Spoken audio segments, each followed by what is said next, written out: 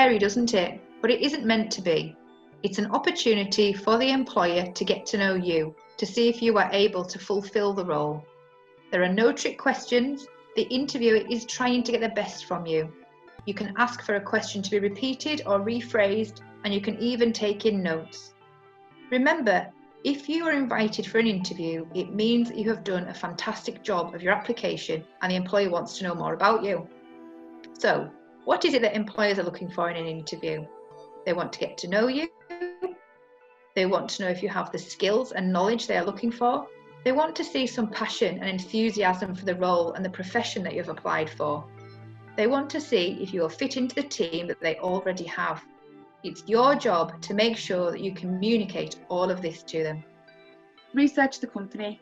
Google what they do, what their mission statement is, how many they employ, where they are located, who is their CEO. The job. Be prepared to answer questions on the role that you have applied for. Roles may change from company to company. If any information has been sent to you in advance, make sure that you read it. Any research done will show your drive and enthusiasm and does not go unnoticed by employers. Logistics. Be sure to arrive 10 minutes before your interview is due to start. This will ensure that you are as calm and relaxed as possible when you go into the interview. If you are running through the door with 30 seconds to spare, you are already on the back foot. Plan in advance how you're going to get there. Make sure you have a phone number with you in case there are any unforeseen circumstances on the journey in. Planning what you are going to wear in advance will take some of the stress out of the interview day. You want what you wear to reflect your professionalism. It's not about the latest trends or labels, it's about looking smart and professional. You may have a portfolio of projects that you have worked on and/or a portfolio of your achievements. This can help at interviews to show the standard of your work and will also help them to see your passion for the industry. Make sure that you are forthcoming that you have this. There will be questions. The interview format of the apprenticeship or job that you are applying for will depend on the questions they will ask. Please practice answers to common interview questions that will make sure that you know any technical information that they could ask you about. Think clearly about the answers you give and back them up with examples. Having a mock interview is a really good way to prepare yourself for the real thing. Speaking your answers out loud and gaining some feedback can help you to build upon your responses and make them even better. You can practice with a family member or a friend, or even practice your responses in the mirror. A mock interview can help you feel better prepared and therefore more confident. You should treat a digital style interview the same as a face-to-face one. The questions will be the same and the way you answer them will need to be of the same high standard. Plan ahead. If you're invited to an interview using Skype, Zoom or Teams, make sure that you can access the technology and feel confident using it. If you have a problem, you should contact the employer as soon as possible and let them know. They should be able to offer you an interview via another method. Don't wait until 2 minutes before the interview starts before realising you've got a problem. You need a suitable area to carry out your interview if it's going to be via visual means. You don't want to be sat in your bedroom with a pile of dirty washing in the corner.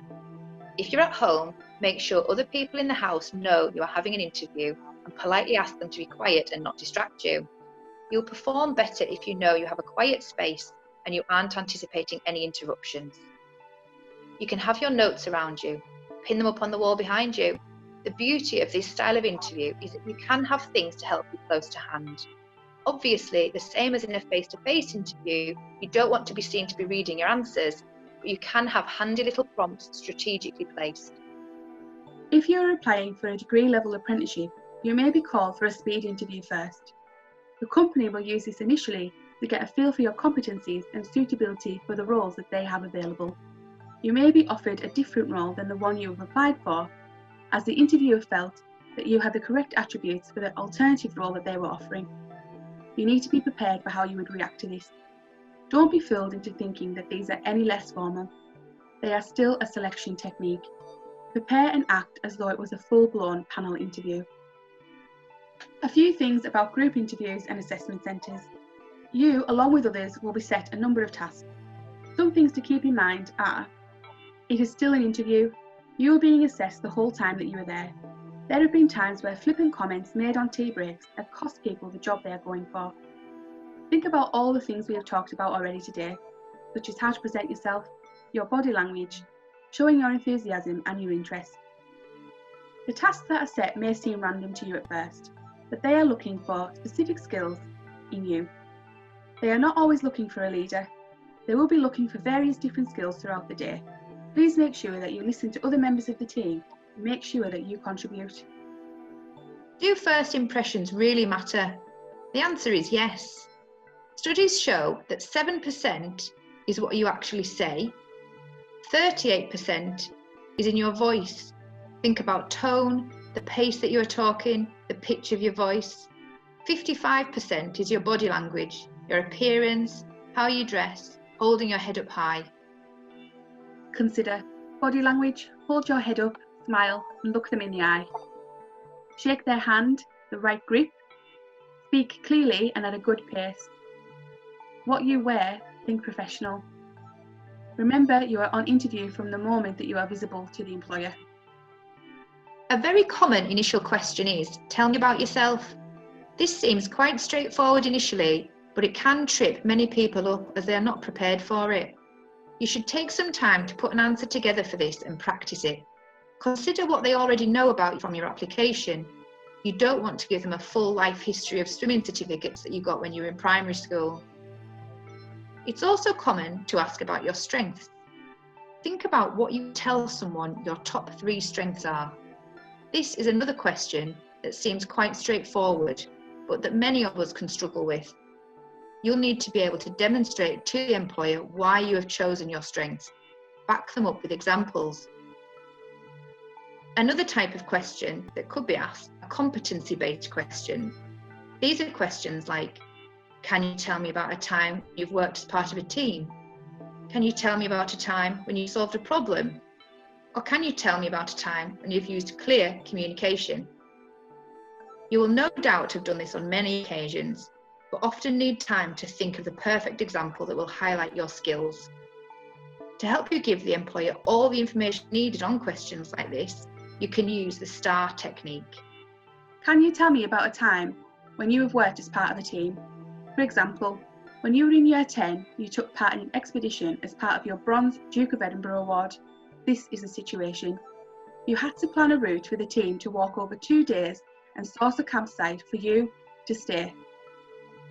This is the task. You are responsible for measuring the route and planning suitable places to stop for breaks. This is the action. Your team worked really well together and the expedition was a success. The whole team completed the expedition and gained their award. This is the result. Some areas you may be questioned on include your academic performance in school or college, your understanding of the role that you've applied for, your motivation for the role, your understanding of an apprenticeship, your knowledge of the company, your attitude towards compliance, and what you've put on your application form. Mobile phones. Please make sure that they are out of sight and not heard for the time that you are being interviewed or assessed. Also, be aware that employers can check your social media profiles, so be mindful about how you're presenting yourself online. If you need any further help or advice on this topic or anything else related to careers, book online to chat to an advisor. Good luck.